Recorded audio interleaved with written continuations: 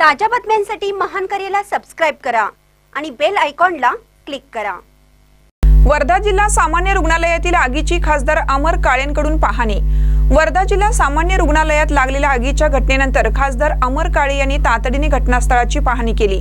आगीचे नेमके कारण काय, रुग्णालयामध्ये वेळेवर इलेक्ट्रिक ऑडिट व फायर ऑडिट झाले होते की नाही याची सखोल चौकशी करण्यात येणार असल्याचे त्यांनी सांगितले।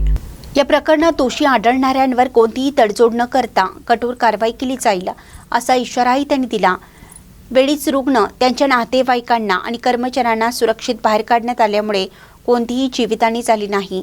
ही बाब अत्यंत दिलासादायक असून देवाचे आभार मानतो असेही खासदार अमर काळे यांनी स्पष्ट केलं। यावेळी त्यांनी राजकीय विषयावरही प्रतिक्रिया दिली आहे। मुंबई महानगरपालिकेच्या निवडणुकीच्या निमित्ताने उद्धव ठाकरे आणि राज ठाकरे हे दोघे भाऊ एकत्र येत आहेत। ही अत्यंत आनंदाची व सकारात्मक बाब असल्याचे त्यांनी सांगितलं आहे। मराठी मतदारांसाठी आणि मुंबईतील जनतेसाठी ही एकजूट महत्त्वाची असून दोन्ही भावांना मोठे पाठबळ आहे। एकत्र